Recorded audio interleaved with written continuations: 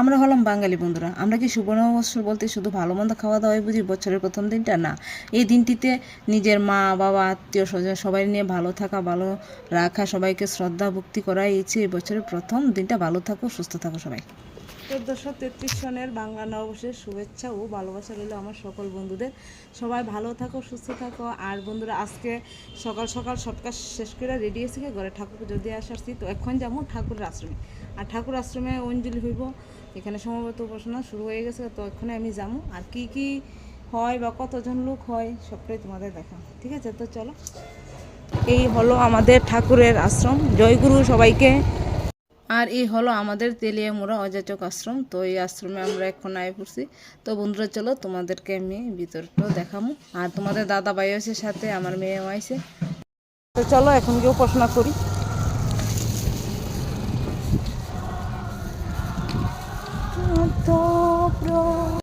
তো ঠাকুরের কাছে প্রথমে আমি মোম ধূপকাঠি জ্বালাইলাম। আর দেখো, বাড়ির থেকে বন্ধুরা আমি ফুল নিছি, তো ফুলটা তোমাদের দাদা ভাইয়ের কাছে মোম ধূপকাঠি ঠাকুরের কাছে জ্বালাই প্রণামী দিলাম, দিয়া ফুল বেলপাতা লইলাম, লইয়া আমি গিয়ে উপাসনার মধ্যে বইছি।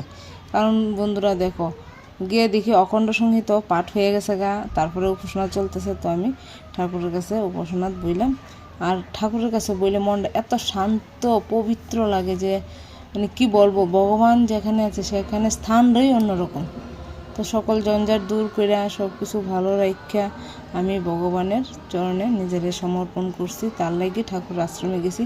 আর আজকের দিনটা মানে কি কমু, প্রত্যেক বছরই ঠাকুর আশ্রমে না গেলে মনটা জানি কীরকম একটা খালি খালি লাগে। তো যাই হোক, আমি কিন্তু প্রত্যেক বছরই যাই, আর সবটাই তোমাদের সাথে আমি শেয়ার করি। জানি না তোমরা দেখছো কিনা।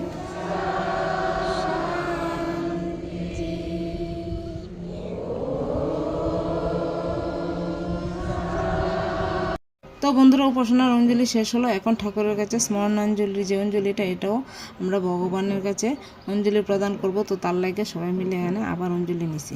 তো বন্ধুরা, এখন সবাই মিলে প্রসাদ নিব। তার লাগে যার যার জায়গা বয়ে গেছে। আর সব যে আমাদের গুরু ভাই গুরু বোন আছে, তারা কিন্তু লাইন ধরে ধরে সবাইরে প্রসাদ দিতেছে। আর এখানে প্রসাদ দেওয়ার শৃঙ্খলটা কিন্তু খুব সুন্দর। সবাই যার যার জায়গাতে বইবা, বয়ে প্রসাদ নিবা। তো প্রসাদ নেওয়া হয়ে গেল। ঠাকুরের কাছে গিয়ে কয়েকটা ছবি তুললাম। ঠাকুরের তুললে আমরা আবার বাড়িতে গেছি। আর বাড়িতে গেছি আমার দিদিমারে প্রণাম করতে। এটা না রোমা, এটা করিস না, এটা করিস না। 1433 সালের শুভ নববর্ষের শুভেচ্ছা রইল। ভালো থাকেন, ভালো রাখেন। ভালো থাকতাম, ভালো থাকতাম সেই না। ভালো না থাকলে আমু কেমনে আয় ডাক দিমু, কার ডাক দিমু? দিদিমা ভালো আছেন নি? দিদিমা গো যাইতাম যাইতাম যাইতাম, যে কষ্ট হইতাছে কষ্ট তো থাকবো এমন।